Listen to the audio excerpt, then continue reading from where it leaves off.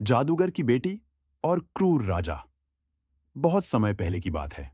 राज्य वर्धमान अपनी समृद्धि और वैभव के लिए प्रसिद्ध था, लेकिन इस राज्य पर राज करता था एक निर्दयी और क्रूर राजा, राजा रुद्रसेन। वह शक्ति के नशे में चूर था, अपने शत्रुओं को निर्ममता से कुचल देता और अपनी प्रजा पर अत्याचार करता था। राजा को हमेशा एक अजीब सी चिंता सताती थी, उसके विनाश की भविष्यवाणी। वर्षों पहले एक सिद्ध महात्मा ने भविष्यवाणी की थी कि एक दिन एक अद्भुत शक्ति आएगी जो उसके आतंक का अंत करेगी।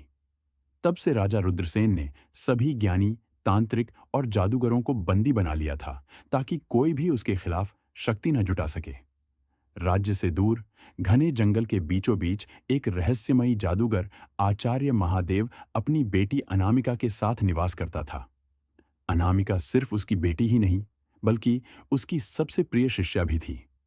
उसने अपनी बेटी को अद्भुत जादुई शक्तियां सिखाई थीं, लेकिन उसे यह सख्त चेतावनी दी थी, अनामिका, जादू का प्रयोग केवल भलाई के लिए करना, अन्यथा इसका दुष्परिणाम भयंकर होगा। अनामिका समझदार थी, लेकिन वह अपने पिता के साथ जंगल में एकांत जीवन जीते जीते ऊब चुकी थी। उसे दुनिया को देखने की इच्छा थी। राजा रुद्रसेन ने जब सुना कि जंगल में एक शक्तिशाली जादूगर रहता है, तो उसने अपने सेनापति संग्राम सिंह को आदेश दिया, उस जादूगर को पकड़कर मेरे सामने लाओ। अगर वह मेरी सेवा करने से मना करे तो उसे मार डालो। राजा की सेना जंगल में जा पहुंची और उन्होंने आचार्य महादेव को बंदी बना लिया। जब अनामिका को यह खबर मिली तो वह क्रोध से जल उठी। पिताजी को बचाने के लिए मुझे कुछ करना होगा। उसने महल में जाने का निश्चय किया, लेकिन सीधे नहीं, बल्कि चालाकी से। अनामिका ने अपने जादू से अपना रूप बदल लिया। अब वह एक सामान्य गांव की लड़की सौम्या बन चुकी थी। वह महल में जाकर एक दासी के रूप में काम करने लगी। धीरे धीरे उसने महल के हर कोने की जानकारी ले ली। उसने राजा के मंत्रियों और सेनापतियों की बातों को छिपकर सुना और जाना कि उसके पिता को महल के सबसे अंधेरे कालकोठरी में रखा गया है, जहां कोई भी आसानी से नहीं जा सकता था। इस बीच राजा ने पहली बार जब अनामिका को देखा तो वह उसकी सुंदरता पर मोहित हो गया। कौन हो तुम? राजा ने पूछा। महाराज, मैं सिर्फ एक दासी हूं। राजा को उसकी कोमलता ने आकर्षित कर लिया और उसने उसे अपने करीब रहने की अनुमति दे दी। लेकिन राजा को क्या पता था कि यह मासूम सी दिखने वाली लड़की ही उसके अंत का कारण बनेगी। महल में अजीब घटनाएं शुरू होती हैं।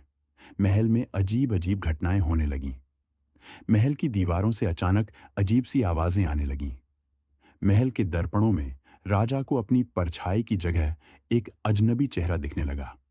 कभी कभी उसे अपने कक्ष में ठंडी हवाएं महसूस होती, जबकि बाहर हवा चल भी नहीं रही होती। राजा बेचैन रहने लगा।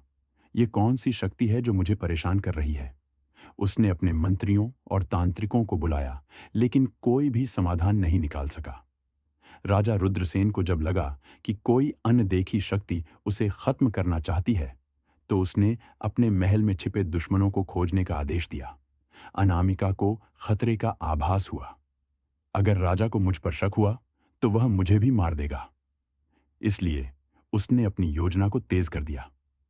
एक रात जब राजा सो रहा था, अनामिका चुपके से उसके गुप्त कक्ष में घुसी।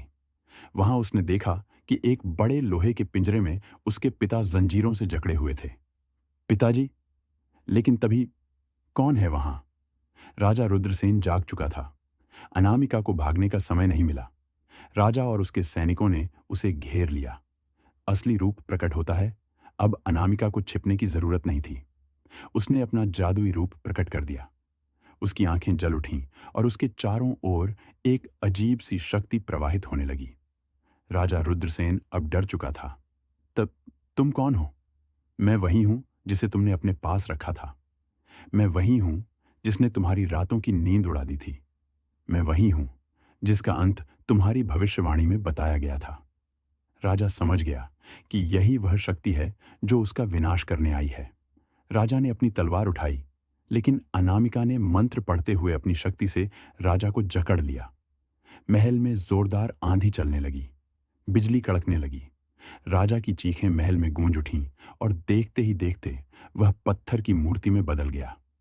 महल में सभी सैनिक और मंत्री भयभीत होकर भाग खड़े हुए। अनामिका ने अपने पिता को मुक्त किया और दोनों जंगल लौट गए।